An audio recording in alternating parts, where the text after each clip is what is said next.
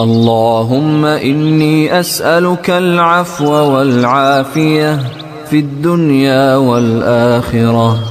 اللهم إني أسألك العفو والعافية في ديني ودنياي وأهلي ومالي. اللهم استر عوراتي وآمن روعاتي. اللهم احفظني من بين يدي ومن خلفي وعن يميني وعن شمالي ومن فوقي، وأعوذ بعظمتك أن أغتال من تحتي.